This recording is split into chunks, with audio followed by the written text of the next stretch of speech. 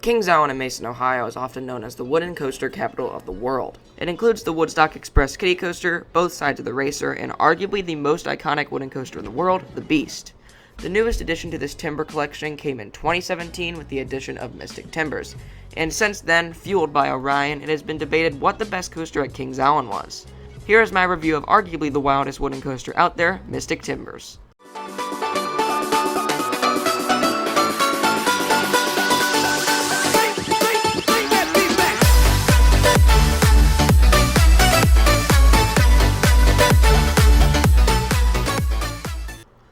Before we get into the layout, let's go over some stats. Mystic Timbers was announced back in 2016 and was ready to open on opening day of 2017.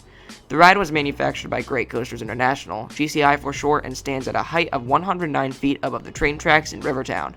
The ride sits right in between Diamondback and the Beast, making it a visually stunning area with the massive drop of Diamondback and the hidden woodies in the trees. There are also audio cues on the ride that add to the ambience of the area. The ride only has a speed of 53 miles per hour, but it feels much faster because the ride is very low to the ground. The main section of the coaster, excluding the station, drop, and first turn, are all located in the woods over the river raft ride of the park, causing a hidden experience over some water elements. All of these great elements occur in just 3,265 feet of track. And of course, the infamous shed concludes the ride, and everyone can finally hear my thoughts on that coming up. Let's dive into the ride experience. Guests begin their Mystic Timbers experience by passing the prop truck next to the sign. The ominous Mystic Timbers soundtrack by Imascore is playing in the background as a voice tells you to turn around and not enter. The theme of the ride is a little strange. Basically, possessed wood takes over the park, and the only way out is a truck, either blue, green, or yellow, out of the park. However, this truck leads straight back to the shed, where the evil beast of the wood resides. Security cams also show security scouting the area of the ride, which builds suspense for the coaster. After boarding your comfortable truck, fastening your seatbelt, and pulling down the ratcheting lap bar, which enables scary airtime at points, the train dispatches into a pre-lift. Guests turn right over the train tracks before dipping into an unbanked left-hand turn. This turn, with a little hop in the middle, will cause little force in the front and laterals in the back seat. Then the ride climbs up the lift hill, with the chain speeding up and slowing down to let riders listen to the audio track.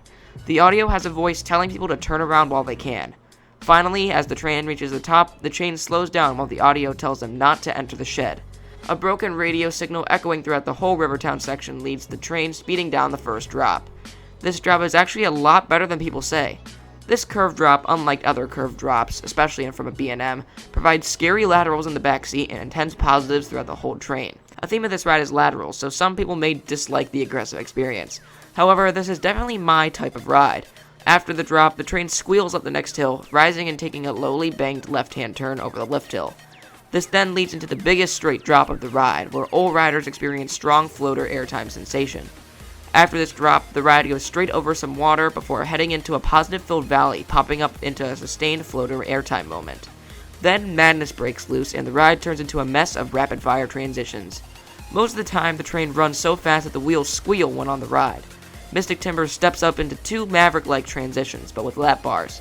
This means that after a quick and excellent ejector pop, riders are thrown around left and right in their seats. This moment causes strong negatives with two lateral whips. At night, this gets even crazier due to the lack of vision.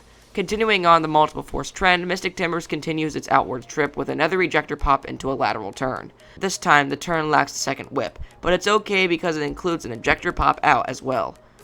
This element is repeated once more before the ride turns around and heads back to the station. Keep in mind that the whole time the ride is hauling, so these forces are experienced very close together. After the whip out, Mystic Timber rises while doing a lateral-filled Maverick whip into a closed tunnel. This tunnel amplifies the squealing sound of the train while going down a nearly unbanked turnaround. Finally, the train exits the tunnel into a super low-to-the-ground airtime pop. This airtime pop provides some surprise ejector, as it is not visible to the riders until after due to the tunnel. Following is an extended floater airtime moment, which in my opinion is the weakest on the ride. It still provides okay airtime, just not as forceful as the other moments on the coaster.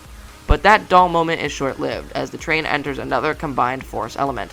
Riders hop into an ejector pop before arguably the strongest moment of laterals on the ride. This is a low banked and low to the ground turn before an off-axis airtime hill.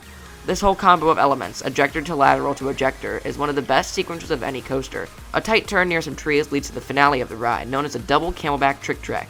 That sounds very confusing, but all that it is a sustained floater camelback into a tight valley, which leads into an upwards trick track. For those who don't know what a trick track is, the ride dives down and banks one direction, then the other without turning. It just creates a little whip while being thrown out of your seat with laterals. The ride concludes with an upwards rise into one last whip into the brakes. And the moment you've been waiting for, my thoughts on the shed. The shed just acts as a bit of theming to help keep riders entertained while on the brake run. While sitting on the brakes instead of baking in the sun with nothing to do, Mystic Timbers sits in a cool and eerie shed with music playing. Finally, as the train moves forward to the next block zone, the train passes a screen with either a snake, bats, or a tree to scare the guests. The whole shed is pretty cool.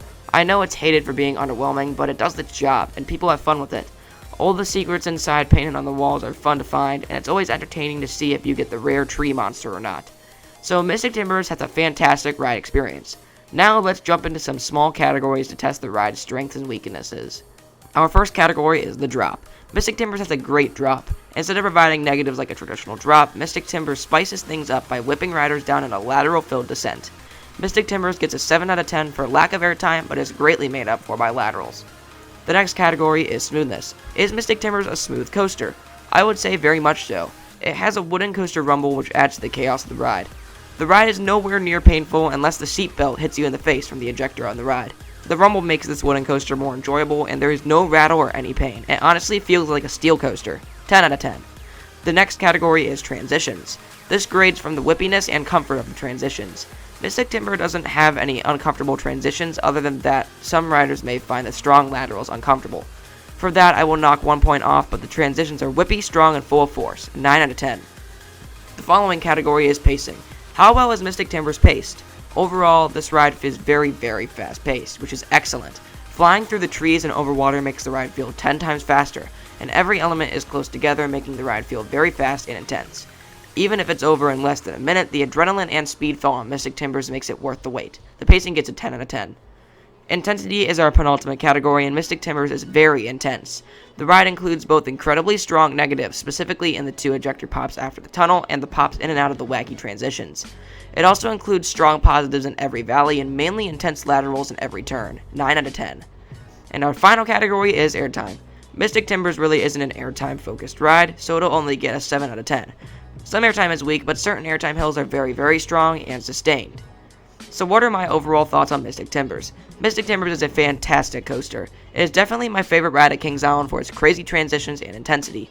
I feel that it is the most well-rounded coaster in the park, making it top Diamondback and Orion. The ride is definitely a back row experience, and unlike the 2 previously mentioned B&Ms, this ride is glossy smooth. My favorite elements have to be the wacky airtime transitions, and the most intense part is the turns before the double camelback trick track. Do not skip out on this incredible GCI experience if you can handle the forces. Thank you so much for watching this video. If you enjoyed, make sure to leave a like and subscribe. Comment what you think of Mystic Timbers and have a great rest of your day.